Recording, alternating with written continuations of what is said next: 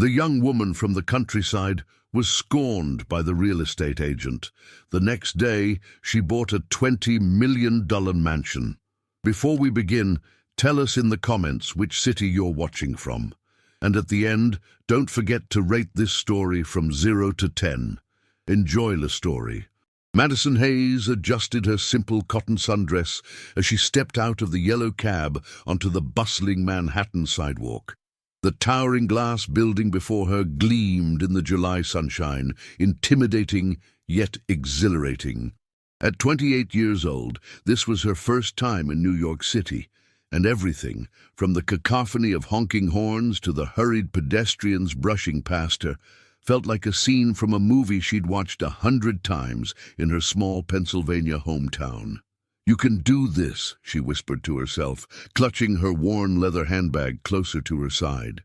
Inside was a letter from her grandmother's attorney and a bank statement that had turned her world upside down 3 weeks ago.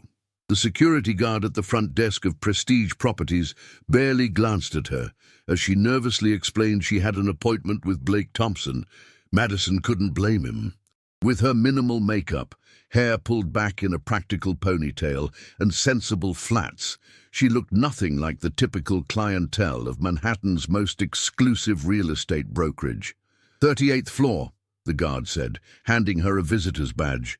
"They'll check you in up there." The elevator ascended swiftly, Madison's stomach dropping not from the speed, but from nervousness. Her grandmother would have told her to stand tall and remember who she was. The thought brought both comfort and a fresh wave of grief. It had been 6 months since Gran's passing, but the revelation that came afterward was still sinking in. The elevator doors opened to reveal a sleek reception area with floor-to-ceiling windows offering a breathtaking view of the city. A poised receptionist with immaculate red nails and not a hair out of place looked up from her computer. "May I help you?" she asked, her voice professional but with an undertone that suggested Madison had somehow wandered into the wrong building. "I have an appointment with Blake Thompson at 11. Madison Hayes." The receptionist tapped at her keyboard, one perfectly shaped eyebrow raising slightly. "Yes, I see it here. You're interested in properties in the Hampton area?" Madison nodded, trying to project confidence she didn't feel. "That's right. Please take a seat. Mr. Thompson will be with you shortly." Madison perched on the edge of a white leather chair that probably cost more than her car back home. On the glass coffee table before her lay spread several glossy real estate magazines. She picked one up, flipping through images of properties with price tags that would have made her gasp just a month ago. 20 minutes passed. Madison checked her watch twice, then caught herself and stopped. Gran always said that constantly checking the time was a sign of someone who didn't value themselves. Instead, she studied the office around her, noting the awards displayed prominently on the walls, all featuring the same handsome face with a $1 million smile that didn't quite reach his eyes. At 11:35, a tall man in a perfectly tailored navy suit strode into the reception area, talking rapidly into his phone. His dark hair was styled with just enough product to look effortless, his jaw sharp enough to cut glass, and his presence immediately commanded the room. "Tell him the Johnsons are offering $22 million, but they want the boat dock included. If he counters, I'll handle it this afternoon." He ended the call without waiting for a response, turning to the receptionist. "Angela, where's my 11:30? "Your 11 o'clock is here," Angela corrected gently, gesturing toward Madison. Blake Thompson turned, his steel blue eyes scanning Madison with a quick, assessing glance that made her feel like she'd been priced, judged, and dismissed in the span of 3 seconds. "Ms. Hayes?" He extended his hand, his grip firm but brief. "My apologies for keeping you waiting. Let's talk in my office." Madison followed him down a corridor, lined with more floor-to-ceiling windows and photographs of luxurious properties. Blake's office was minimalist, a large glass desk, a sleek computer monitor, and a small sitting area with 2 chairs and a side table. "Have a seat," he said, gesturing to one of the chairs as he took the other. "Angela mentioned you're interested in the Hamptons. First home? Investment property. There was something in his tone, a slight condescension, as if he were humoring her, but didn't consider her a serious client. "I'm looking for a primary residence, actually," Madison replied, summoning her grandmother's dignity. "Something on the water, preferably." Blake leaned back slightly. "The Hamptons market starts around $3 million for anything worthwhile on the water. What price range were you considering?" Madison hesitated. This was the moment Gran's attorney had warned her about. People would treat her differently once they knew, but she hadn't come prepared with a specific number. "I'm open to seeing what's available," she said carefully. Blake's smile didn't waver, but something shifted in his eyes. "Ms. Hayes." "Madison, please." "Madison. At Prestige Properties, we pride ourselves on matching clients with their perfect homes. To do that effectively, I need to understand your budget. Based on preliminary qualification measures, what mortgage range were you pre-approved for?" The assumption stung. "I won't be needing a mortgage," she said quietly. Blake's laugh was polite but dismissive. "Even our cash buyers typically have a budget in mind. Perhaps we should start with something more accessible. I have some lovely properties in New Jersey that might be more suitable." Heat crawled up Madison's neck, a mixture of embarrassment and indignation. "I don't think you understand." "I understand completely," Blake cut in smoothly, already reaching for his tablet. "Let me show you some options that might be more aligned with your situation." His condescension was unmistakable now. Madison thought of her grandmother, of the small bakery she'd run for 40 years, while quietly amassing a fortune nobody in their small town had ever suspected. Of the woman who'd taught her that true worth had nothing to do with appearances or assumptions. "Actually," Madison stood up, her voice steadier than she expected, "I don't think I need to see those options. Thank you for your time, Mr. Thompson." Blake's expression shifted to one of practiced regret. "I'm sorry if I've given the wrong impression. The Hamptons market is incredibly competitive, and I wouldn't want you to get your hopes up for properties that might be out of reach. Perhaps if you could give me a clearer picture of your financials." "That won't be necessary," Madison said, gathering her bag. "I think I have a very clear picture of how Prestige Properties operates." And for a brief moment, surprise flickered across Blake's face, quickly replaced by professional detachment. "Of course, if your circumstances change, feel free to contact us again." He handed her a business card, the gesture clearly a dismissal. Madison took the card, meeting his gaze directly. "I might just do that." Outside on the sidewalk, Madison took a deep breath of the humid city air, blinked back tears of frustration, and felt a resolve hardening inside her. She pulled out her phone and dialed. "Mr. Goldstein, it's Madison Hayes. Yes, I met with Prestige Properties." She paused, watching the streams of people flowing past, each absorbed in their own New York story. "No, it didn't go well. In fact, I have a favor to ask. Can you make some calls? I want to know the most expensive property they have listed right now. And then I want to make an appointment with a different agent tomorrow." She listened, a small smile forming as her grandmother's attorney spoke. "Yes, I know it's impulsive. Gran would probably tell me to be sensible." Madison watched as Blake Thompson emerged from the building, immediately hailing a cab with the entitled confidence of someone who expected the world to make way for him. "But she also taught me that sometimes a lesson is worth the price of admission." Blake Thompson's day was going exactly according to plan. After dismissing the clearly out-of-her-depth small-town girl, he'd secured a promising second showing for the Westbrook estate and had lunch scheduled with a tech entrepreneur looking for a Manhattan penthouse. His phone buzzed with a text from Angela. "Caldwell, showing cancelled." They went with Berkshire. Blake swore under his breath. The Caldwell property had been on his books for 8 months, a $20 million Hampton beachfront mansion that was proving impossible to sell due to the owner's refusal to renovate the outdated kitchen. That commission would have put him over his quarterly target and secured his position as top broker for the 5th year running. He fired back a quick text. "Schedule meeting with Caldwell tomorrow. Time to discuss price reduction."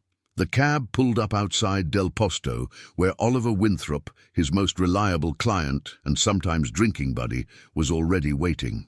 "Blake," Oliver greeted him with a firm handshake. "How's the ruthless world of high-end real estate?" Blake grinned as they were led to their table.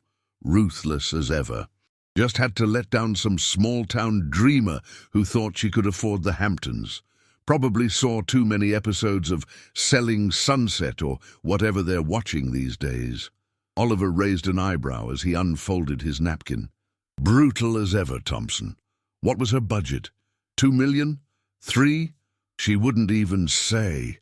Blake snorted, accepting the wine list from the waiter. "Came in wearing a sundress that screamed, 'I shop at mall clearance sales,' and said she didn't need a mortgage. Like I haven't heard that before." "Some people." Oliver shook his head sympathetically. "Speaking of dreamers, how's the Caldwell place? Any bites?" Blake's expression darkened slightly. "Fell through this morning. 8th showing, 8th rejection. If Marcus would just update that kitchen. 20 million for a house with a kitchen from the 90s, Oliver laughed. "Even in this market, that's ambitious." "Tell me about it." Blake scanned the wine list. "The place has been sitting for 8 months. My director's breathing down my neck about it. Sounds like you need a miracle buyer. Or a reality check for Marcus Caldwell." Blake closed the wine menu. "The usual Barolo?" Oliver nodded, then leaned forward conspiratorially. "So, this small-town girl, was she at least cute?" Blake paused, the image of Madison Hayes flashing in his mind. There had been something genuine about her, a refreshing lack of the plastic perfection he was surrounded by daily. Her eyes, a warm hazel with flecks of gold, had shown disappointment, but also a quiet dignity when he'd dismissed her. "Not my type," he said finally. "Too wholesome." "God forbid," Oliver laughed as the waiter approached. "You and your models with daddy issues." Blake's phone rang, his director's number flashing on the screen. "1 second," he said to Oliver, stepping away from the table. "Blake Thompson."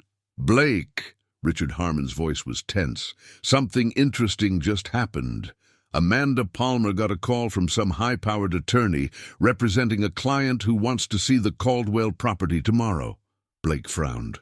Amanda Palmer was his direct competition within the firm. "And? Caldwell's been on the market for months. We've had plenty of showings. This client specifically requested not to work with you, and the attorney mentioned they're prepared to make an all-cash offer at asking price if the property meets their expectations." Blake's grip tightened on his phone. 20 million in cash? Who's the client? "That's just it," Richard said. "The attorney wouldn't say. Just that his client was recently looking at properties with you and found the experience disappointing."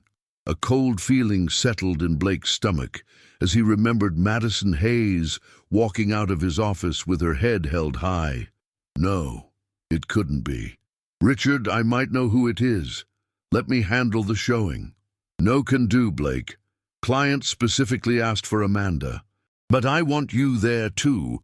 Observe from a distance. If this is legitimate, we need this sale. If it's not, we need to know who's wasting our time." Blake returned to the table, his appetite suddenly gone. "Everything okay?" Oliver asked, noting his expression. "I'm not sure," Blake replied, taking a long sip of the water that had been poured in his absence. "But I think I might have just made a $20 million mistake." Madison stepped out of the sleek black town car that Mr. Goldstein had insisted on arranging, gazing up at the imposing glass and steel tower that housed Prestige Properties. Today, she was dressed differently. A simple but elegant blue dress she'd bought yesterday at Saks Fifth Avenue, her hair styled in loose waves and low heels that still felt foreign on her feet. "Remember," Mr. Goldstein said as he joined her on the sidewalk, his weathered face serious beneath his silver hair, "you don't have to go through with this. Buying property as revenge isn't usually the most sound investment strategy." Madison smiled at the man who'd been her grandmother's trusted attorney for 30 years. "It's not just revenge, Mr. Goldstein. The property looks beautiful from the photos, And I do need a place to live now that I've decided to sell Gran's house.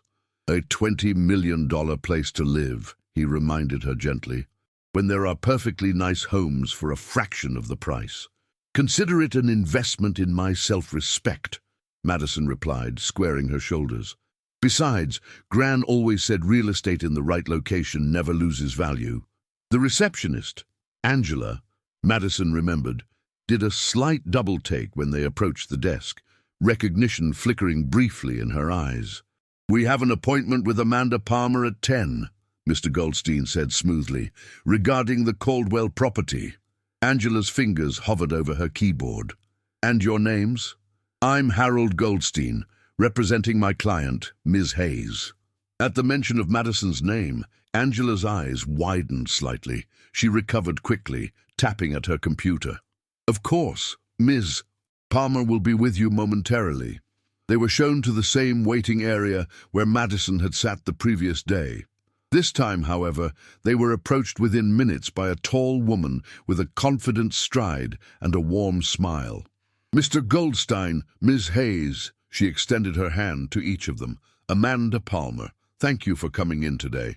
I understand you're interested in the Caldwell property."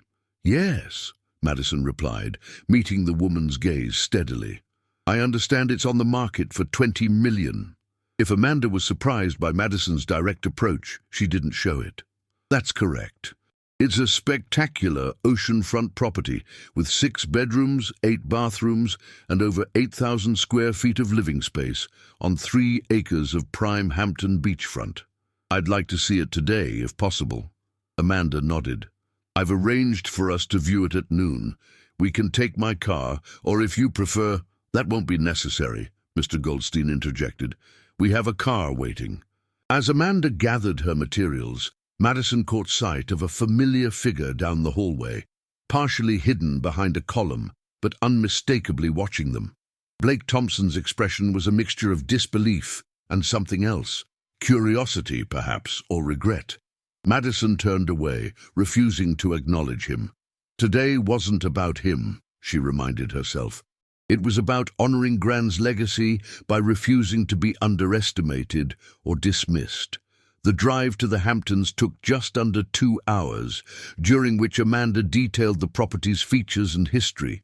Built in 1995 by a Wall Street executive, it had changed hands only once before the current owner, Marcus Caldwell, purchased it in 2007. "The location is unparalleled," Amanda was saying, as they turned onto a private road lined with mature oak trees. 300 feet of private beach, southwest exposure for spectacular sunsets, and completely protected from storms by the natural dunes. The house came into view, a sprawling shingle-style mansion with multiple gables, wraparound porches, and walls of windows facing the ocean. Madison felt her breath catch. It was beautiful in a way that transcended its price tag, not ostentatious, but elegant and somehow welcoming despite its size. "It's even more impressive in person," she murmured as they pulled up the circular driveway. "Wait until you see the interior," Amanda replied with a knowing smile. For the next hour, they toured the house, from the soaring entryway with its curved staircase to the massive living room with panoramic ocean views, the wood-paneled library, and the 6-bedroom suites, each with its own character and charm. "Now, I should mention the kitchen," Amanda said, as they approached the final area of the tour. "The owner has kept it in its original condition. Some clients find it needs updating to match contemporary tastes." Madison stepped into the spacious kitchen with its white cabinets, black granite countertops, and high-end but clearly older appliances. While not as gleaming and modern as the kitchens she saw in magazines, it was immaculately maintained and had a warmth to it that immediately appealed to her. "I like it," she said, running her hand along the counter. "It feels like a kitchen meant to be used, not just photographed." Amanda looked surprised, but pleased. "That's refreshingly practical of you. Most buyers want the latest and greatest." Madison thought of her grandmother's kitchen back home, the heart of the house where she'd learned to bake, where they'd shared countless conversations over cups of tea, where life's most important lessons had been imparted along with recipes handed down through generations. A kitchen should have character, she said simply, and this one does. They ended the tour on the back deck, where the Atlantic Ocean stretched to the horizon, waves breaking gently on the private beach below. A pergola covered part of the deck, wisteria vines winding through the wooden beams, creating dappled shade over a comfortable seating area. "This is my favorite part of the property," Amanda admitted. "No matter what's happening in your life, this view has a way of putting things in perspective." Madison nodded, feeling a sense of rightness that surprised her. When she decided to view this property, it had been primarily to make a point. But standing here now, she could actually picture herself living in this house, reading on the deck, walking on the beach, perhaps even opening a small bakery in the nearby town. Mr. Goldstein approached, having completed his own inspection of the property's exterior. "Well, Madison, what do you think?" Madison turned to Amanda. "Would it be possible to have a few minutes alone to discuss?" "Of course," Amanda replied smoothly. "I'll wait by the car." When they were alone, Mr. Goldstein raised an eyebrow. "You're actually considering this, aren't you? It's not just about proving a point anymore." Madison smiled ruefully. "Is it that obvious? You have the same look your grandmother got when she'd made up her mind about something." He sighed, glancing around the property. "It's a beautiful house, I'll grant you that, but $20 million is a significant portion of your inheritance, even for someone in your position." "I know." Madison took a deep breath of the salt-tinged air. "But something feels right about this place.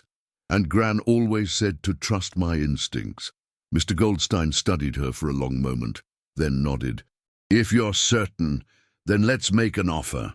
They rejoined Amanda by the car, Madison's decision made. "Miss Palmer," she said, "I'd like to make an offer on the Caldwell property." Amanda's professional mask slipped momentarily, revealing genuine surprise. "That's wonderful, Miss Hayes. Did you have a figure in mind?" "The asking price," Madison replied calmly. $20 million, all cash, with a 30-day closing period, contingent only on a satisfactory home inspection."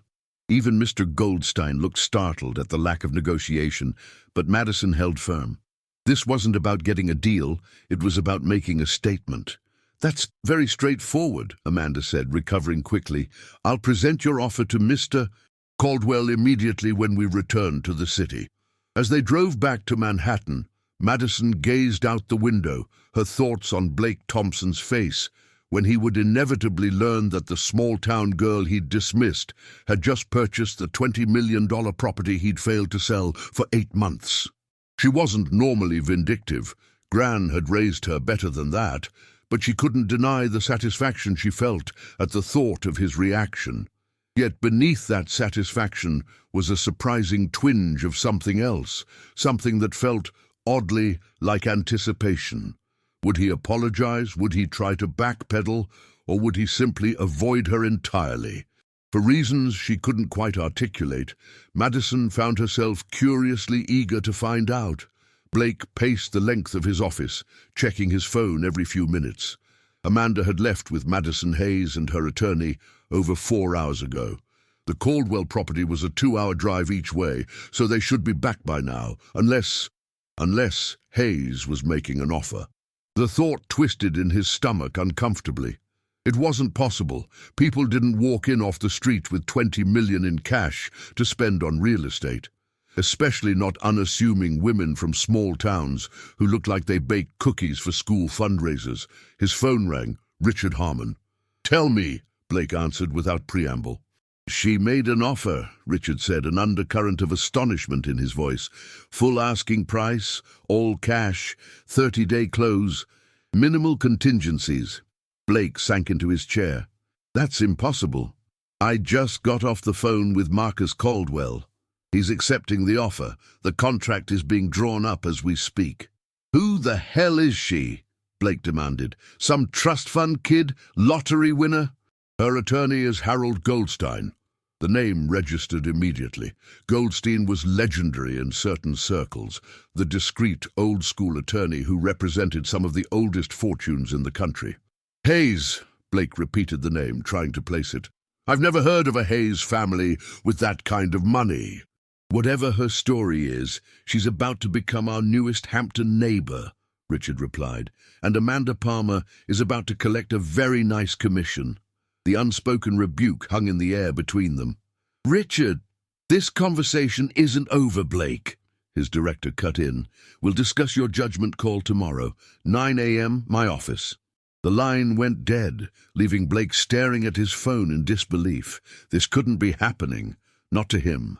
Not Blake Thompson, who prided himself on reading people, on knowing within seconds who was worth his time and who wasn't. He'd been wrong, catastrophically wrong. A soft knock at his door pulled him from his thoughts. Amanda Palmer stood there, unable to completely hide the triumphant gleam in her eye. I thought you might want to know, she said, her tone professionally neutral despite the victory evident in her stance.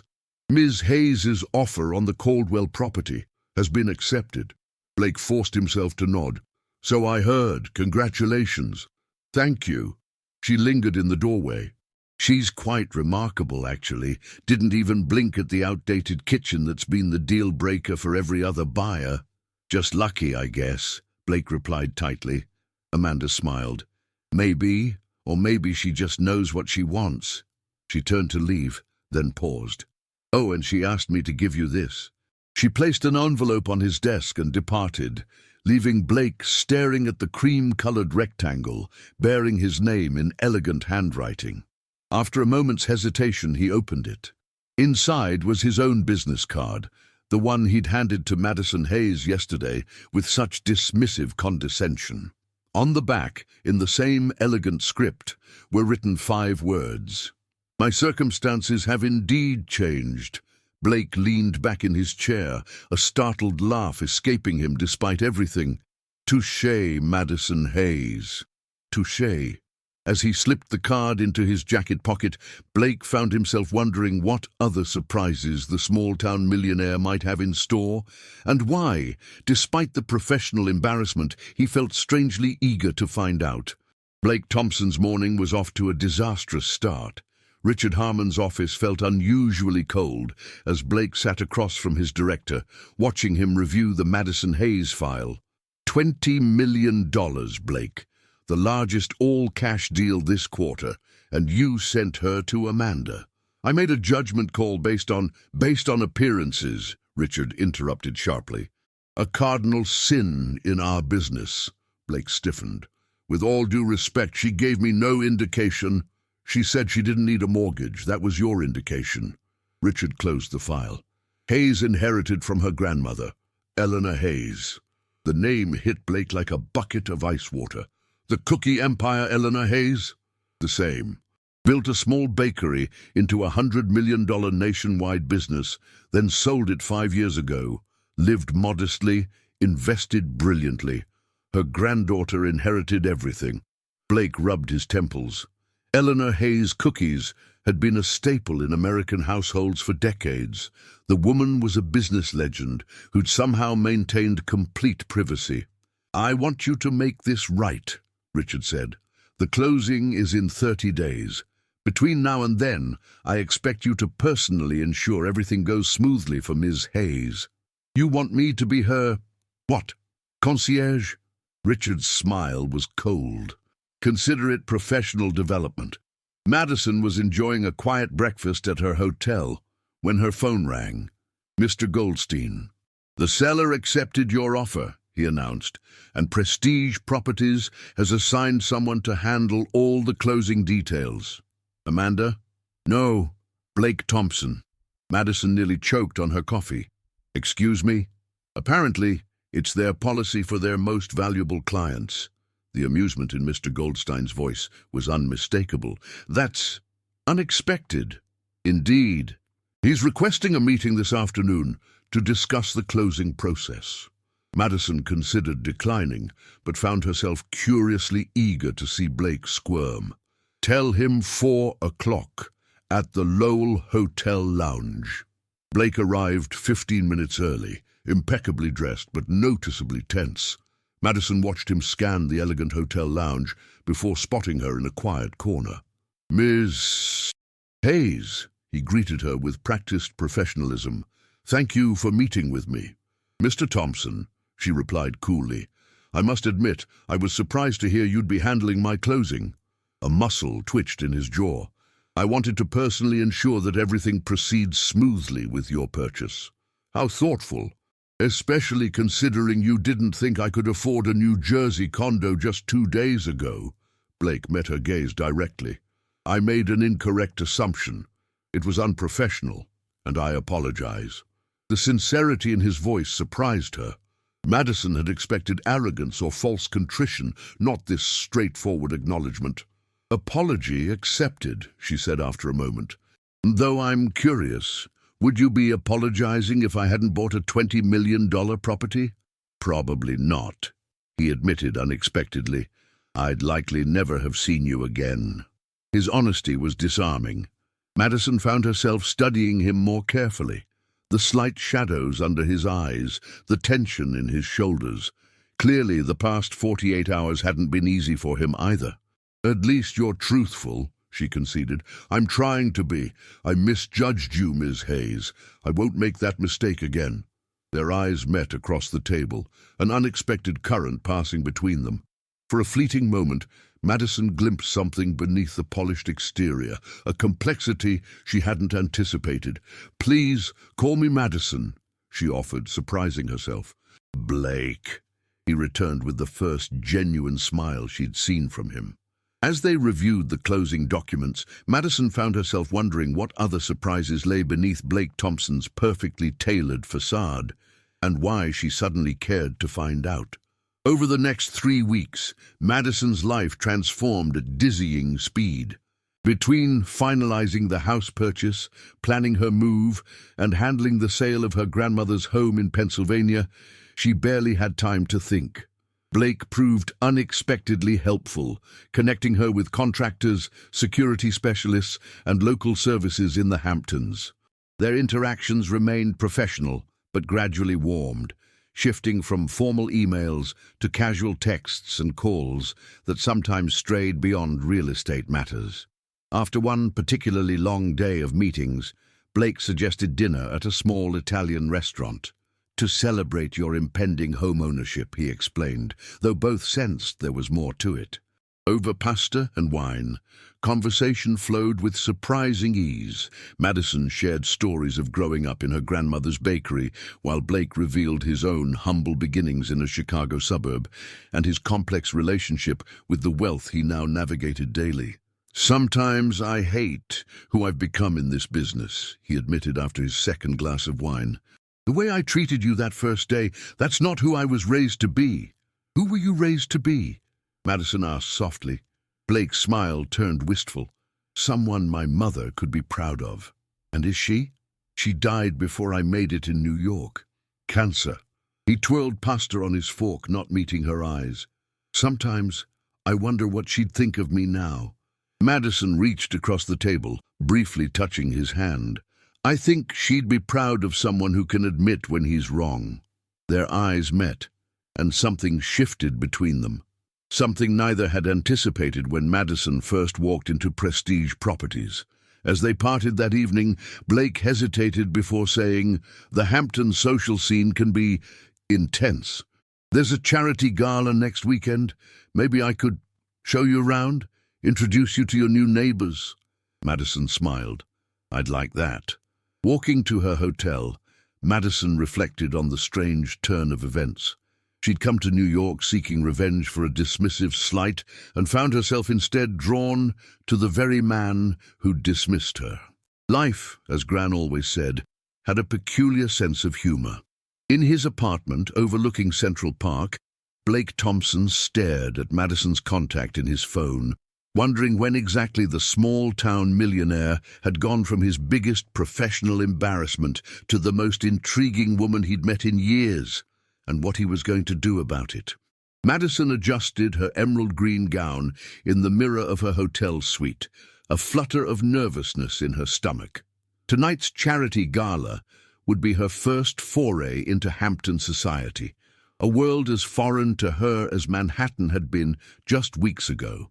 She'd spent an obscene amount on this dress at Saks Fifth Avenue, guided by a saleswoman who'd practically adopted her after learning she was new money and needed a crash course in high society fashion. The result was undeniably stunning. The silk crepe column with its subtle shimmer and modest slit complemented her figure perfectly, while maintaining an elegant simplicity that felt true to who she was. Her phone chimed with a text from Blake. "Downstairs whenever you're ready. No rush." Madison smiled, appreciating his consideration. Over the past 3 weeks, she'd discovered layers to Blake Thompson that contradicted her first impression. Yes, he could be arrogant and impatient, especially in professional settings, but he could also be surprisingly thoughtful, and occasionally even vulnerable. Taking a deep breath, she grabbed her clutch and headed for the elevator. Whatever happened tonight, it would certainly be memorable. Blake was waiting in the hotel lobby, his back to her, as he gazed out the window at the evening traffic. The sight of him in his tuxedo, tall, broad-shouldered, impeccably tailored, sent an unexpected ripple of appreciation through her. "Blake?" He turned, and for a moment simply stared, his usual composure slipping as his eyes traveled from her face to the elegant sweep of her dress and back again. "Madison," he finally managed, his voice slightly rough. "You look incredible." A warm flush spread across her cheeks. "Thank you. You clean up pretty well yourself." "Ready to face the lions?" he asked, offering his arm. Madison slipped her hand through the crook of his elbow, feeling the solid warmth of him through the fine wool of his jacket. "Do they bite?" "Only if they smell fear," he replied with a wink that made her laugh, despite her nerves. The drive to the Hamptons passed quickly, filled with Blake's insider briefing on the who's who they'd encounter at the gala. Madison listened attentively, trying to memorize the complex web of relationships, rivalries, and alliances that defined the elite social circle she was about to enter. "Remember," Blake said, as they approached the venue, a sprawling waterfront estate, illuminated with thousands of twinkling lights. "These people spend their entire lives judging and being judged. The key is to not care what they think. Is that what you do?" Madison asked, studying his profile in the dim car interior. Blake's laugh held a hint of bitterness. "I spent years caring too much. It's exhausting. And now?"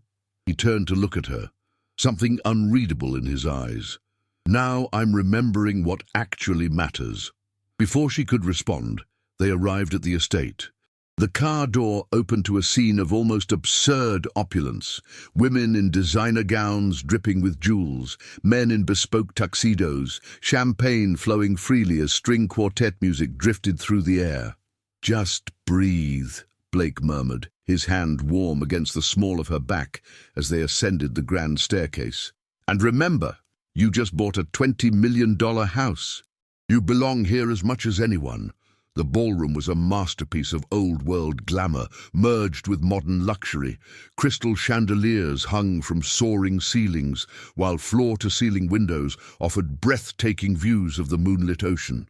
At least 300 of New York's elite mingled throughout the space, their combined net worth likely exceeding the GDP of a small nation.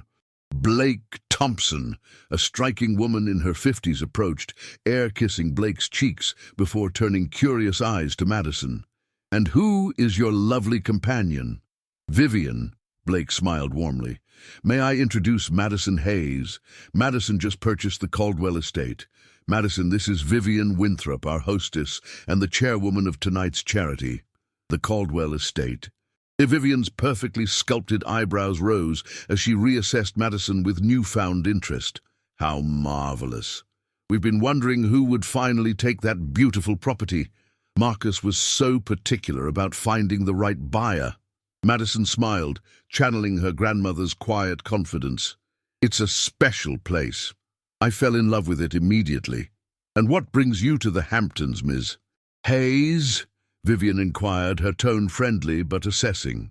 "Business, family connections?" "A change of pace, mainly," Madison replied honestly. I recently inherited my grandmother's business and was looking for somewhere new to call home. Inheritance, Vivian nodded sagely. May I ask, what business? Blake shifted slightly closer to Madison, a subtle gesture of support. Hayes Homestyle Cookies, Madison said, watching recognition dawn in Vivian's eyes. Eleanor Hayes was your grandmother? Vivian's expression warmed considerably. Oh, my dear, she was a remarkable woman. I met her several times through charitable work. She funded a wonderful literacy program in underserved communities. So private, though. None of us had any idea she had such a lovely granddaughter. She valued her privacy, Madison agreed, touched by this unexpected connection, and normalcy. She never wanted wealth to change how we lived. A wise woman, Vivian said approvingly. Blake, you must introduce Madison around. And Madison, you simply must join the Hampton Arts Foundation board. We're always looking for fresh perspectives. As Vivian floated away to greet other guests, Madison released a breath she hadn't realized she was holding. See? Blake murmured. You've already got Vivian Winthrop's stamp of approval. The rest will fall in line. Is it always this transactional? Madison asked quietly. Blake's expression turned thoughtful. It can be. But there are genuine people here too, once you get past the social choreography. Over the next hour, Blake guided her through a dizzying series of introductions. Wealth managers, art collectors, tech entrepreneurs, and old money families whose fortunes stretched back generations. Madison smiled and conversed, surprised to find herself enjoying the challenge of navigating these unfamiliar social waters. Madison Hayes. A familiar voice drawled from behind her as she stood at the bar waiting for drinks. The small-town girl, with the big bank account. She turned to find Oliver Winthrop, Vivian's son and Blake's friend, whom she recognized from photos Blake had shown her earlier. "And you must be Oliver," she replied evenly. "Blake's mentioned you. All good things, I hope," he said with a charm that didn't quite reach his eyes. "Though I must say, he failed to mention just how stunning you are." "Thank you," Madison said simply, refusing to be baited by his obvious flirtation.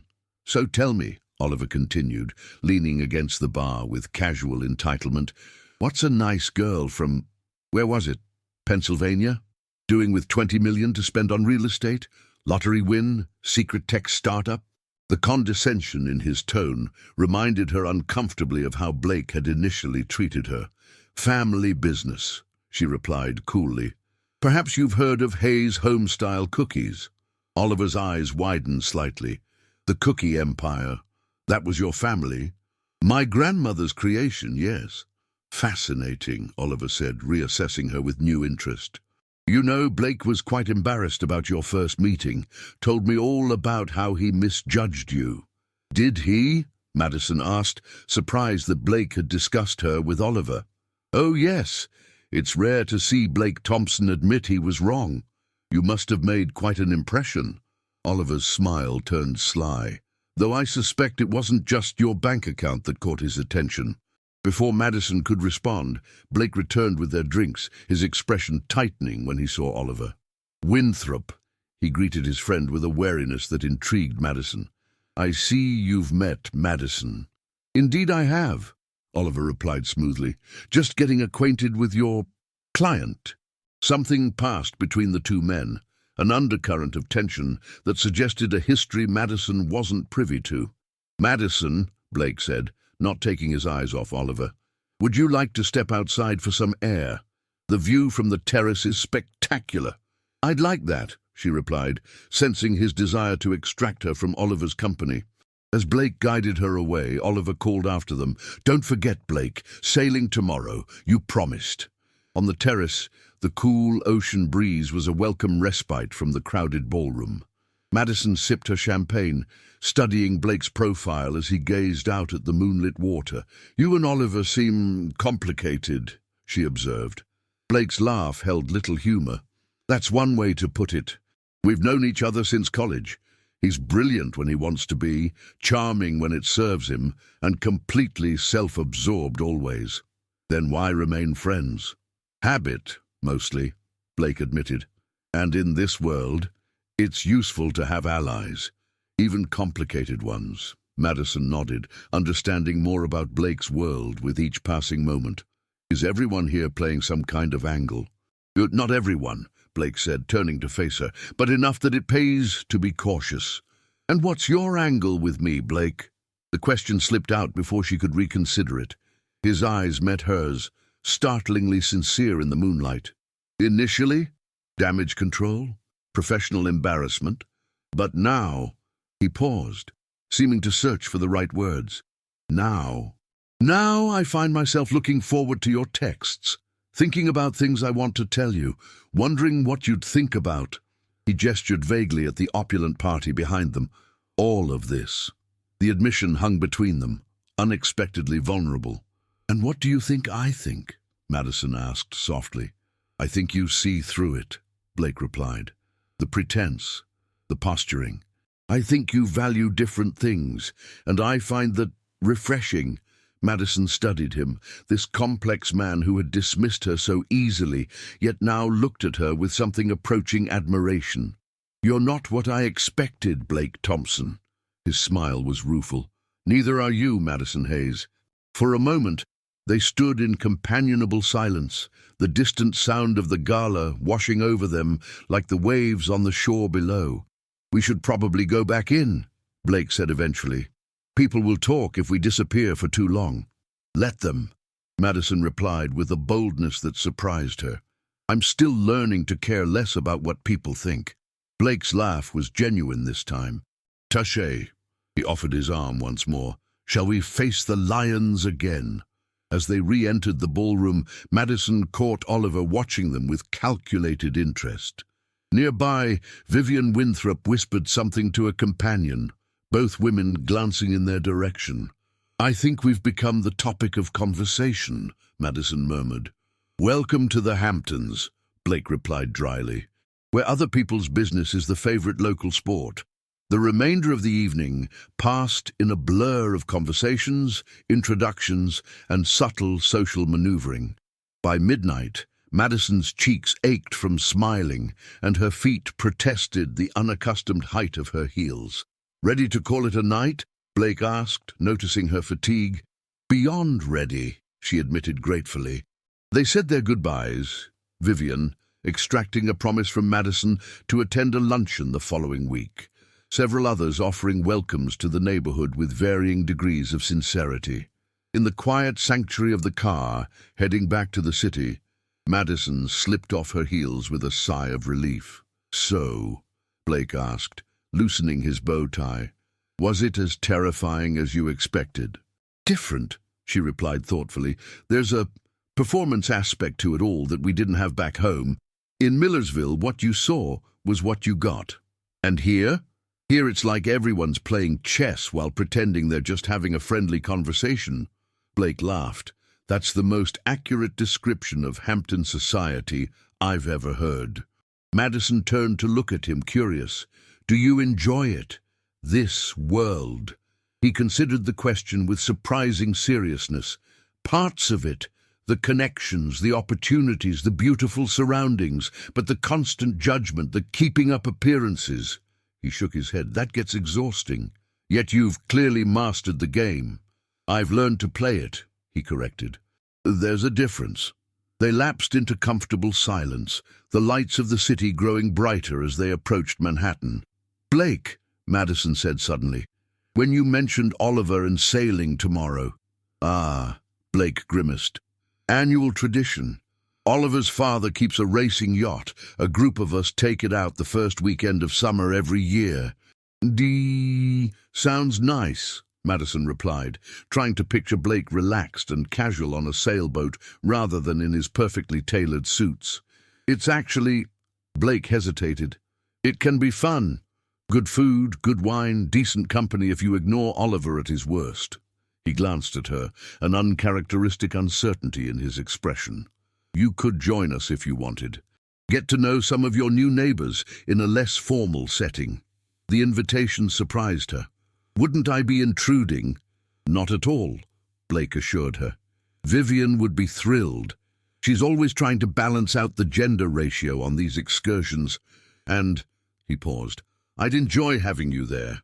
Madison considered the offer. She'd planned to spend the day reviewing contractor bids for minor updates to her new home, but the paperwork could wait. What time?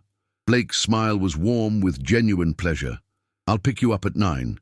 When they arrived at her hotel, Blake walked her to the lobby, the space between them charged with unspoken possibilities. Thank you for tonight, Madison said, suddenly shy despite the confidence she'd felt throughout the evening. For the introductions, the guidance, all of it. Thank you for giving me a second chance, Blake replied quietly. Most people wouldn't have.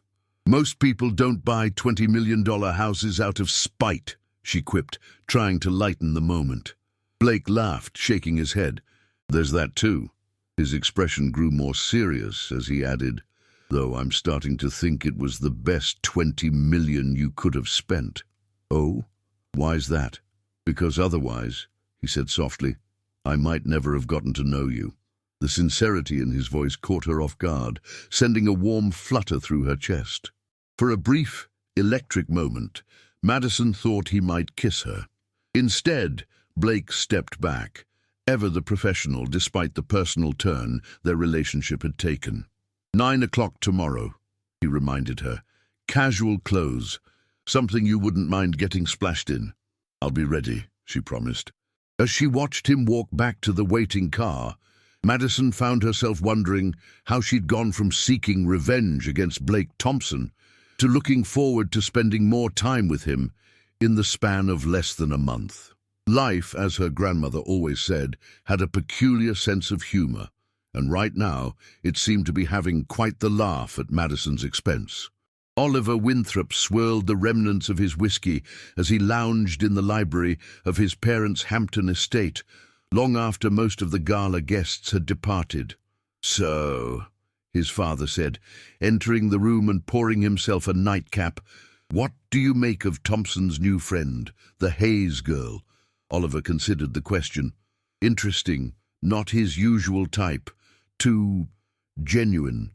Genuine or not, she just bought the Caldwell place for $20 million in cash, his father replied pragmatically.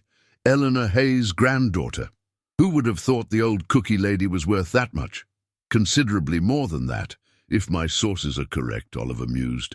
Hayes' homestyle sold for almost $300 million 5 years ago. His father raised an eyebrow. And the granddaughter inherited it all? Apparently so. Oliver set down his glass. She's quite attractive in that wholesome, unassuming way. And Blake seems unusually invested. Blake Thompson, getting serious about a woman? His father chuckled. That would be a first. Would it? Oliver smiled thinly. There was someone once. Before New York. Before all of this. Ancient history, his father dismissed with a wave of his hand. Blake knows how the game is played now. Does he? Oliver stood, straightening his tuxedo jacket. I'm not so sure anymore. The way he looked at her tonight. He shook his head. Our friend might be having a crisis of priorities. Well, his father replied pragmatically, a connection to the Hayes fortune wouldn't be the worst thing for him, or for prestige properties. True, Oliver conceded, though I wonder if that's what's driving him. What else would it be? Oliver smiled, a plan already forming in his mind. That, father, is exactly what I intend to find out tomorrow on our sailing trip. D. As Oliver left the library, he pulled out his phone and made a quick call. Blake Thompson might be his oldest friend, but in business and in life, information was power. And Oliver Winthrop had never been one to leave power on the table, especially when it involved someone as intriguing as Madison Hayes. Madison woke to sunlight streaming through her hotel curtains and a flutter of anticipation in her chest. She'd packed a simple outfit for the sailing trip, white shorts, a navy-striped top, and boat shoes purchased specifically for today. At precisely 9 o'clock, Blake arrived in casual wear that transformed him from polished real estate mogul to something far more approachable. Khaki shorts, a light blue button-down with sleeves rolled to his elbows, and worn leather boat shoes that suggested this wasn't his first sailing trip. You look, He paused, his eyes taking in her outfit with appreciative warmth. Perfect. Dim. The drive to the marina passed in comfortable conversation. Blake shared sailing basics, while Madison admitted her complete inexperience on boats. "Don't worry," he assured her. "You can just relax and enjoy. Though fair warning, Oliver can be competitive on the water." The Winthrop family yacht was a gleaming 40-foot racing sailboat that made Madison's eyes widen. A small group had already gathered on board. Oliver, his father Edward, Vivian, and two couples Madison recognized from the gala.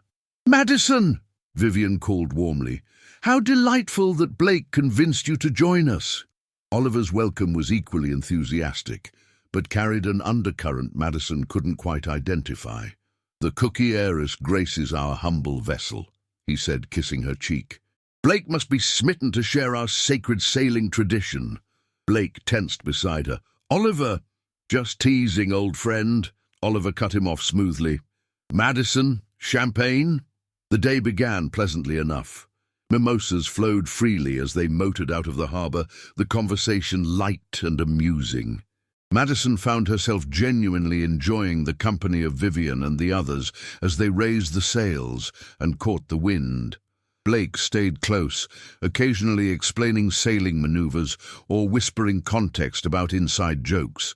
His hand would brush hers, casual touches that nevertheless sent warmth through her each time. After lunch, Oliver suggested a competitive element. "Let's see how well our newest crew member takes to sailing. Blake, why don't you let Madison take the helm for a bit?" Despite Blake's concerned look, Madison agreed, excited for the challenge. Under Blake's guidance, she took the wheel, feeling the powerful pull of wind and water. "You're a natural," Blake murmured close to her ear, his hands occasionally covering hers to make minor adjustments. Madison was acutely aware of his proximity, the clean scent of his cologne mingling with salt air, the warmth of his chest near her back as he stood protectively behind her. Oliver watched them with calculating eyes, then announced, "I think it's time for some real excitement." He produced a bottle of expensive tequila. Who's brave enough for shots while sailing? What began as casual fun shifted as Oliver deliberately poured stronger drinks for Madison, encouraging her with thinly veiled challenges about small-town tolerance. Blake's expression darkened as he noticed Oliver's game. "Maybe we should switch back to water," Blake suggested, but Madison, determined not to appear intimidated, accepted another drink. As the afternoon progressed, the wind picked up and dark clouds gathered on the horizon. Edward checked the weather radar with concern. "We should head back," he announced, "storm front moving in faster than forecast." Oliver, now visibly intoxicated, protested. "We've sailed in worse. Let's show Madison some real Hampton adventure." "Oliver, that's enough," Blake said firmly. The tension between them crackled as the boat pitched in the increasingly rough seas. Madison, feeling the effects of the tequila and growing seasickness, gripped the railing. Vivian approached her with concern. "Are you all right, dear? You've gone quite pale." "I'm fine," Madison insisted, though the rolling deck beneath her feet suggested otherwise. Blake appeared at her side instantly. "Let's get you below deck." Oliver intercepted them. "Running away so soon? I thought she was tougher than that, Blake." His tone grew deliberately provocative. "Or is she just another pretty distraction for you, like that baker's daughter back in Chicago?" Blake's expression hardened. "That's enough, Oliver. What was her name again? Melissa? The one whose heart you broke to chase your big city dreams?" Oliver turned to Madison. "Did he tell you about her, Madison? His first love from the neighborhood bakery?" The color drained from Blake's face. "Oliver, stop!" Madison looked between them, confusion and nausea competing for dominance. "I'm just wondering," Oliver continued relentlessly, "if our friend has a type. Sweet, wholesome bakery girls, though this one comes with a substantially larger bank account." "I said stop!" Blake stepped forward menacingly. A massive wave crashed against the boat, sending Madison stumbling. Blake lunged to catch her, but missed as she collided with the railing. Pain shot through her shoulder. Chaos erupted. Edward shouting orders to lower sails, Vivian demanding they return immediately, Oliver laughing until he saw the genuine alarm on Blake's face as he helped Madison to her feet. "Are you hurt?" Blake's voice was thick with concern.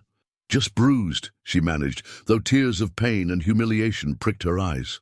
The return journey was tense and silent, the festive mood thoroughly shattered. Blake stayed by Madison's side, his protective manner and genuine worry cutting through her confusion. At the dock, as others dispersed quickly, Blake confronted Oliver. "What the hell was that about?" "Just testing a theory," Oliver replied with calculated indifference. "She's not like your usual conquests, Blake. I'm curious, is it her or her inheritance that's got you so attentive?" Blake's fist connected with Oliver's jaw before Madison could intervene. "Blake!" she gasped as Oliver stumbled backward. "Stay away from her," Blake warned his friend, voice low and dangerous. "And stay away from me." In the car, silence stretched between them until Madison finally asked, "Was he right?" "About the baker's daughter." Blake's knuckles whitened on the steering wheel. "Melissa was my girlfriend in high school. Her family owned a small bakery where I worked summers." He swallowed hard. "We had plans, college together, maybe take over the bakery someday. Then I got a scholarship to NYU. "And you left?" "I left," he confirmed quietly. "Broke her heart. Broke mine too, if I'm honest. But I was 19 and ambitious, and now you're successful." Madison finished for him. Blake laughed humorlessly. "Successful at what, though? Selling obscenely expensive houses to obscenely wealthy people?" He glanced at her. "No offense. None taken," she replied softly. "So Oliver thinks you remind me of Melissa, that I'm compensating for something I lost. Or worse, that I'm only interested in you because of your inheritance. And are you?" The question hung between them, unavoidable now. Blake pulled the car over abruptly, turning to face her fully. "When I first apologized to you, yes, it was professional damage control. But everything since then, dinner, the gala, today, that was because I can't stop thinking about you, Madison." His voice grew rough with emotion. "You're different, real. You make me remember who I was before all this."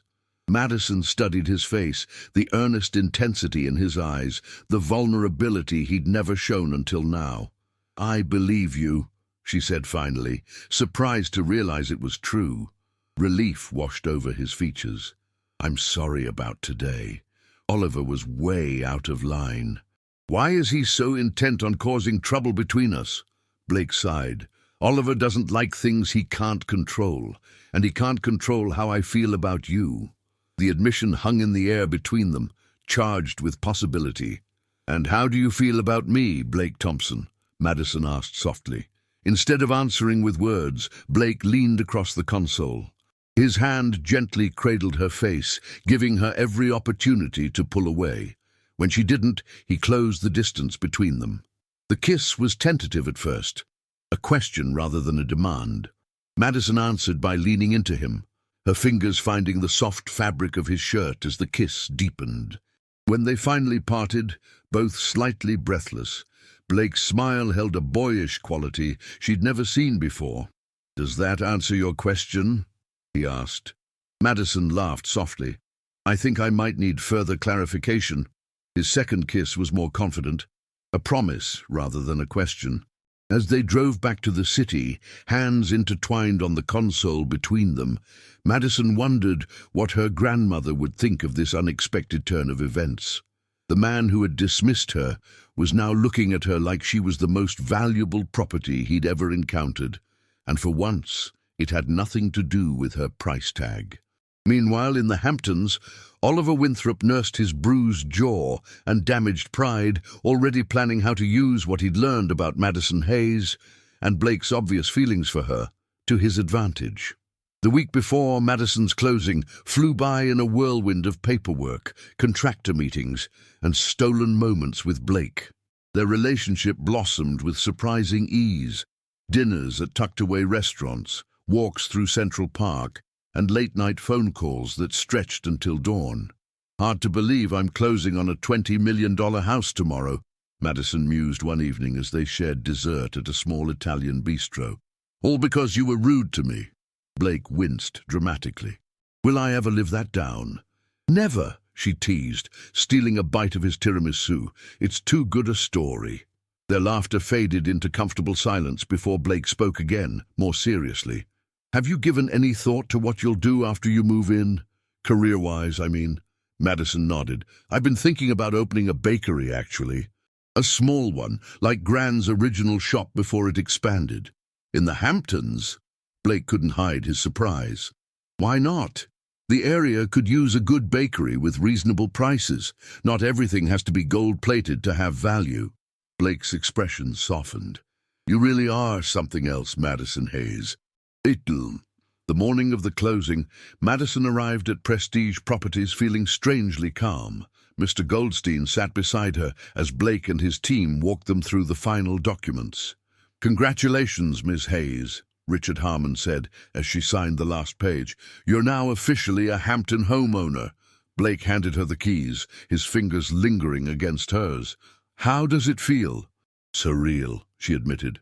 As they gathered their things, Richard pulled Blake aside for what appeared to be a serious conversation. Madison couldn't hear their words, but Blake's expression darkened considerably.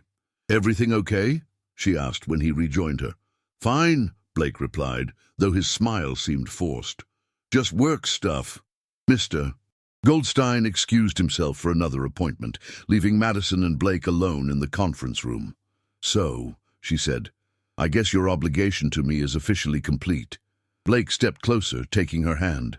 My professional obligation, yes. But personally, his voice softened. I'm just getting started. The kiss he gave her was gentle but full of promise, leaving her breathless. I'd like to take you to dinner tonight, he said, to celebrate. I'd love that. Blake arrived at her hotel precisely at 7, oddly tense despite his immaculate appearance. Throughout dinner at an elegant riverside restaurant, Madison sensed something was wrong. Blake seemed distracted, checking his phone repeatedly and responding to her questions with uncharacteristic brevity. Blake, she finally said, setting down her fork. What's going on? You've been somewhere else all evening. He met her eyes, conflict evident in his expression. I received some news today, after your closing. Bad news? Blake hesitated. Richard offered me a promotion, National Director of Luxury Acquisitions. Blake, that's wonderful. Madison reached for his hand, but his lack of enthusiasm gave her pause. Isn't it? It would mean relocating to Los Angeles, immediately. The words hung between them like a physical barrier. Oh, Madison said softly, drawing back her hand. I see. I haven't accepted yet, Blake added quickly. I wanted to talk to you first. What's to talk about? It's clearly an amazing opportunity. Madison. Blake's voice was strained. We've only known each other a month, but these past weeks with you have been... I've never felt this way before. He took a deep breath. What if I don't want to leave? The implications of his words settled over her. The enormity of what he might be sacrificing, the pressure that would place on their new relationship. Blake, I would never ask you to give up a career opportunity like this for me. I'm not asking what you'd ask of me, he said intently. I'm asking what you want. Madison felt tears threatening. What I want is for you to be happy. That's not an answer. It's the only one I can give right now. She reached for his hand again. This is all happening so fast. Blake nodded slowly, disappointment evident in his eyes, despite his understanding smile. I have 2 days to decide. The remainder of dinner passed in strained conversation, both trying to recapture their earlier ease, but failing under the weight of the unresolved question between them. As Blake walked her to her hotel, a familiar voice called out, Thompson, Hayes, what a coincidence! Oliver Winthrop approached, accompanied by an elegant blonde woman Madison didn't recognize.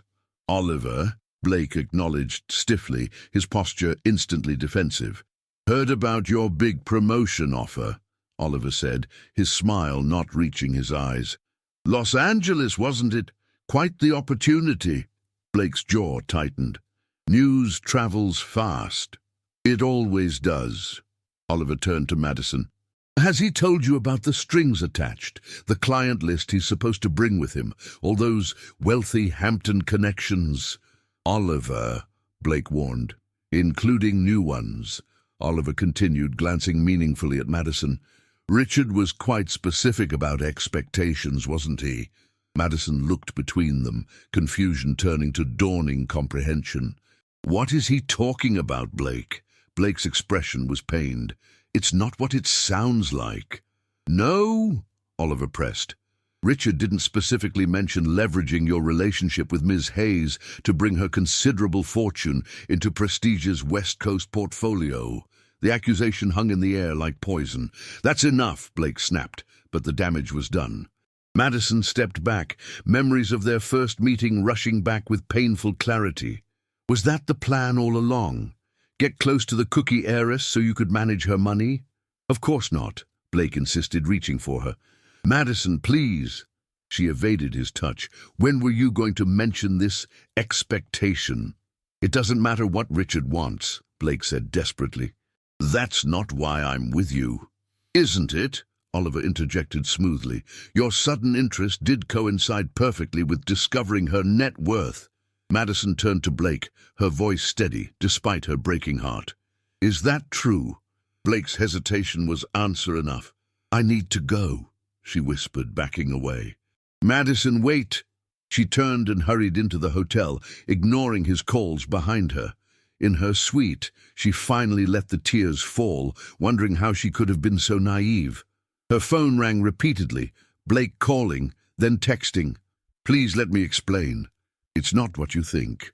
Oliver twisted everything. Madison, please.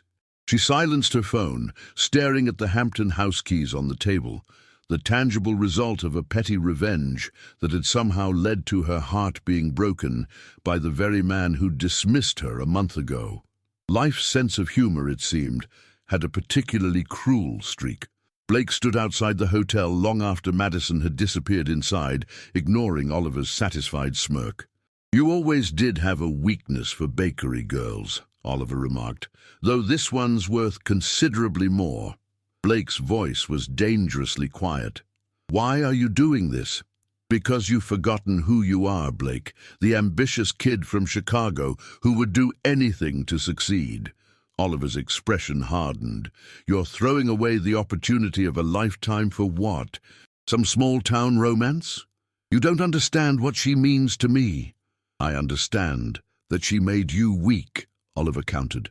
The Blake Thompson I know would have used this connection to advance his career, not sabotage it. Blake stared at his oldest friend, seeing him clearly for perhaps the first time. That's the difference between us, Oliver. You see people as transactions. I used to think that was strength. Now I know better. Turning away, Blake pulled out his phone and dialed. Richard, it's Blake. About that promotion. I've made my decision. 3 days after their disastrous dinner, Madison stood on the back deck of her new Hampton home, watching waves crash against the private beach below. The house was even more beautiful than she'd remembered, but its vastness only emphasized her solitude. Mr. Goldstein had handled the final moving arrangements, while Madison had retreated to her new sanctuary, ignoring calls from Blake and declining Vivian's invitation to a welcome luncheon. She needed time to sort through her jumbled emotions. Her grandmother's voice seemed to whisper on the ocean breeze. Sometimes the greatest wealth is knowing who to trust with your heart. The doorbell's chime echoed through the mostly empty house. Probably another welcome basket from neighbors she hadn't met. Madison considered ignoring it, but ultimately sighed and made her way to the front door. She froze when she saw Blake through the peephole, looking uncharacteristically disheveled in jeans and an untucked button-down. I know you're in there, he called after his third unanswered ring. I'll wait out here all day if I have to. Madison leaned her forehead against the door, heart racing. What do you want, Blake? 5 minutes, he replied, voice muffled through the wood. And then I'll leave if you want me to. Against her better judgment, Madison opened the door. Blake looked terrible, as if he hadn't slept in days. The sight of him so undone caused an unwelcome flutter in her chest. You have 5 minutes, she said, stepping aside. Blake entered cautiously, taking in the sparse furnishings. "You've been busy. Mr. Goldstein hired decorators. I just told them what I wanted." "It looks like you," Blake observed softly. "Elegant but comfortable." Madison crossed her arms. "I doubt you came to discuss my decorating choices." "No." Blake took a deep breath. "I came to tell you I turned down the promotion." Madison blinked in surprise. "What? Why?" "Because it came with conditions I couldn't accept." His eyes held hers steadily. "Oliver wasn't entirely wrong. Richard did expect me to bring your business with me to LA, but he also expected me to bring a dozen other clients, to work 80-hour weeks, to essentially become the West Coast version of himself. And you don't want that?" "I thought I did." Blake ran a hand through his already disheveled hair. "For years, that's all I wanted.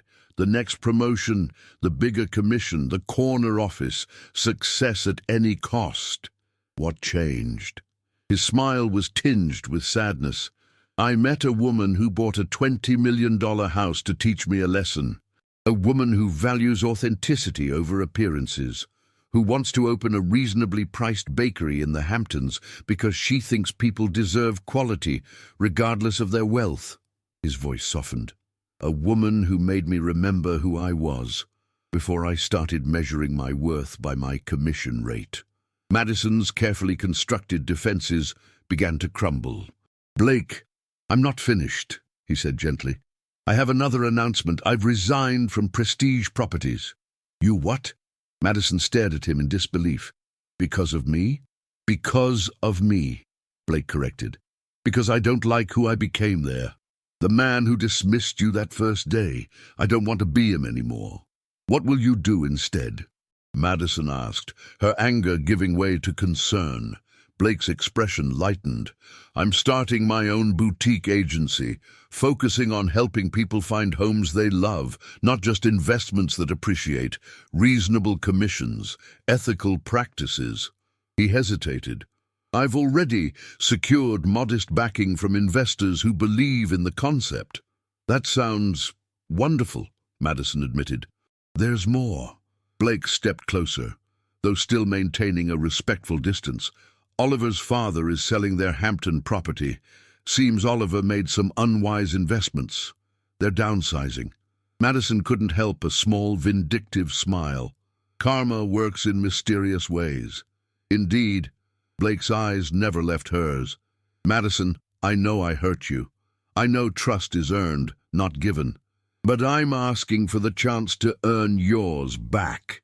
His voice grew husky with emotion. "Because somewhere between you storming out of my office and me standing on your doorstep, I fell in love with you." The confession hung in the air between them, raw and honest. Madison's heart pounded. "Love is a big word, Blake." "Yes," he agreed. "And I've never used it before. Not like this." "How do I know this isn't another sales pitch?" she asked, voicing her deepest fear. "You're very good at those." Blake nodded, acknowledging the fair question. "You don't. Not yet. That's why I'm not asking you to say it back. I'm just asking for a chance to show you, day by day, that this is real." He reached slowly for her hand, giving her every opportunity to pull away. "I'll wait as long as it takes." Madison looked down at their joined hands, then back to his face. Open, vulnerable, hopeful. "Your 5 minutes are up," she said softly. Blake nodded and reluctantly released her hand. "Thank you for listening." He turned toward the door, shoulders slumped in defeat. "Blake," he paused, looking back at her.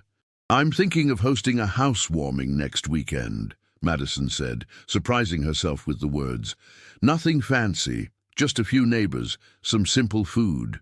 She took a deep breath. "Would you like to come?" The hope that bloomed across his face was answer enough. "I'd be honored," he said. "Can I bring anything?" Madison felt a smile tugging at her lips despite everything. "Just yourself. The real one." 3 months later, the grand opening of Hayes Homestyle Bakery was drawing a larger crowd than Madison had anticipated. The modest storefront in the heart of East Hampton had been transformed into a warm, welcoming space filled with the irresistible aroma of fresh bread and cookies baked from her grandmother's recipes. "Who knew the Hamptons were so desperate for reasonably priced baked goods?" Blake remarked, sliding an arm around Madison's waist as they watched customers line up out the door. "Gran always said good food at fair prices never goes out of style," Madison replied, leaning into his embrace. The past 3 months had been transformative for them both. Blake's new agency, Thompson Homes, had started small, but was gaining traction with clients tired of the impersonal service at larger firms. Madison's bakery had been an instant hit, with locals appreciating both the quality and the lack of pretension. Their relationship had evolved gradually, cautiously at first, then with growing confidence. Blake had proven his sincerity through consistent actions rather than grand gestures, helping with the bakery renovation on weekends and introducing Madison to Hampton residents who had become genuine friends. "Speaking of your grandmother," Blake said, "I found something I thought you might want for the bakery." He led Madison to the small office behind the counter, where a package wrapped in simple brown paper waited on her desk. "What's this?" she asked, curious. "Open it and see." Inside was a beautifully restored antique cookie jar, identical to the one that had sat on her grandmother's counter throughout Madison's childhood. "Blake," she whispered, tears springing to her eyes. "Where did you find this?" "Estate sale in Connecticut. The moment I saw it, I knew it belonged here." His eyes held hers with tender sincerity. "With you?"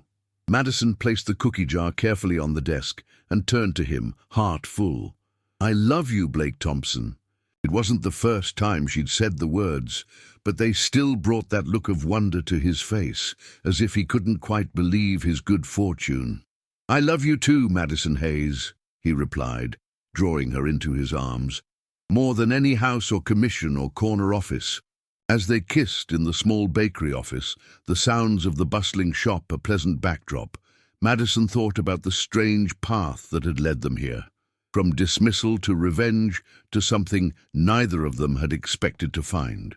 Her grandmother had always said that life's most precious gifts often came in the most unexpected packages.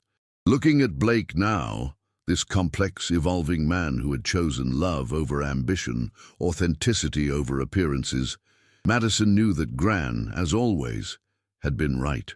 Vivian Winthrop sipped her tea at a corner table of Hayes' home-style bakery, watching Madison and Blake emerge from the back office hand in hand, matching expressions of contentment on their faces. "Young love," she remarked to her companion. "Isn't it wonderful?" "Nauseating," Oliver muttered, adjusting uncomfortably in his chair. The past months had not been kind to him. The family's financial reversals had forced him to take an actual job, working for his father's reduced investment firm rather than simply living off the family fortune. "Oh, stop being bitter," Vivian chided. "Blake is happier than I've ever seen him, and Madison has been a delightful addition to our community." Oliver scowled as Blake leaned over the counter to kiss Madison quickly before heading to the door, pausing to exchange friendly greetings with several customers. "He threw away a career-making opportunity," Oliver said. "For what? To sell modest houses and date a baker?" Vivian's gaze sharpened. "That baker just opened the most successful new business in East Hampton while maintaining a $20 million property. And your friend's new agency is growing precisely because he prioritizes relationships over transactions." She stirred her tea pointedly. "Perhaps there's a lesson there." Before Oliver could respond, Blake approached their table. "Vivian," he greeted warmly, then nodded coolly to her son. "Oliver." "Lovely bakery your girlfriend has created," Vivian said. "These scones are divine." "She's pretty extraordinary," Blake agreed, his smile softening as he glanced toward Madison, who was chatting animatedly with customers at the counter. Oliver cleared his throat. "Heard you closed the Peterson deal. Smaller commission than you'd have gotten at Prestige." "True," Blake acknowledged without defensiveness, "but I sleep better at night." "Speaking of sleeping arrangements," Vivian interjected with delicate precision. I couldn't help noticing your car at Madison's house rather frequently these days. Blake laughed, unembarrassed, said. Subtle as always, Vivian.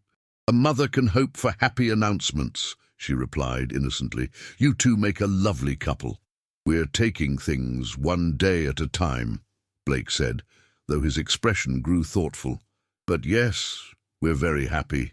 Oliver rolled his eyes. The real estate shark has gone completely soft. Not soft, Blake corrected, just focused on different priorities. He checked his watch. I should go. Showing a house to a lovely couple from the city. Their first vacation home, nowhere near your former price range, Oliver, but they're good people. As Blake left, Vivian turned to her son. You could learn something from him, you know. What? How to downsize my ambitions? Oliver scoffed. No, Vivian replied, watching Blake wave to Madison through the window as he passed. How to recognize real value when you see it. That evening, Madison and Blake sat on the deck of her Hampton home. Their home, increasingly, though neither had officially acknowledged the gradual migration of his belongings into her closets and drawers. The sunset painted the sky in brilliant oranges and pinks, reflecting off the calm ocean surface. A bottle of wine stood half empty between them, glasses dangling loosely from their fingers as they enjoyed the peaceful moment.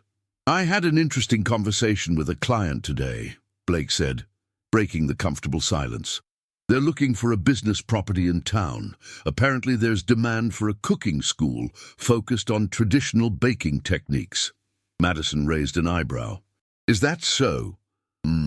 Blake nodded, trying to look casual and failing utterly. I might have mentioned I know someone with expertise in that area. Blake Thompson, Madison laughed. Are you trying to expand my business empire? Just passing along information, he replied innocently, though I did tell them that the Hayes family recipes are legendary. Madison shook her head fondly. One bakery at a time. Let me get this one running smoothly first. Fair enough. Blake took a sip of wine. Though I have to say, seeing you in your element today, confidently running your business, making people happy with your baking, it was pretty impressive. I learned from the best, Madison said softly, thinking of her grandmother.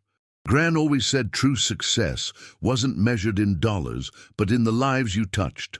Blake reached for her hand. She sounds like an amazing woman. She would have liked you, Madison said, surprising herself with the certainty. Not the Blake who dismissed me that first day, but this Blake, the real one. His fingers tightened around hers. I hope so. They sat in companionable silence as the last rays of sunlight disappeared below the horizon. In the gathering darkness, Madison thought about the strange journey that had led her here. From her quiet life in Pennsylvania to this breathtaking home, from seeking petty revenge to finding unexpected love. You know, she said thoughtfully, if you hadn't been so dismissive that day, I might never have bought this house out of spite. Blake laughed. And I might never have discovered what actually matters. He turned to face her, his expression growing serious. I've been thinking... That sounds dangerous, she teased. Very funny. He set down his wine glass.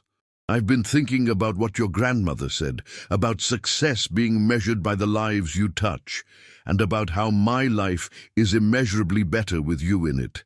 Madison's pulse quickened. Blake, I'm not proposing, he assured her quickly.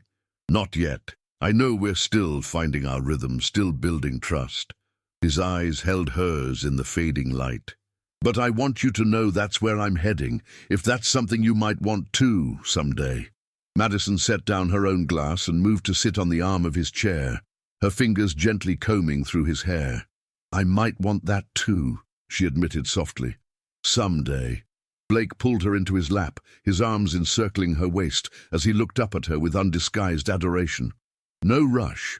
We've got time. As their lips met in the gathering twilight, Madison thought about the small velvet box she'd discovered last week while putting away Blake's laundry, hidden in a sock drawer, waiting for the right moment. She hadn't mentioned finding it, wanting him to have his moment when he was ready. For now, this was enough. The knowledge that their improbable beginning had grown into something real and lasting. That sometimes the greatest revenge wasn't served cold, but warm, like freshly baked cookies and the promise of a shared future neither of them had seen coming. Behind them, lights began to twinkle along the coastline as other Hampton homes came to life in the darkness. But on their peaceful deck, wrapped in each other's arms, Madison and Blake created their own warm glow, a beacon of possibility that had started with an insult and a $20 million lesson in looking beyond appearances. It was, Madison thought as Blake's arms tightened around her, the sweetest revenge she could have imagined. What did you think of the story? Share your opinion in the comments. Rate this story from 0 to 10. What was your score? Subscribe to the channel and turn on the notification bell to follow all our stories and have fun.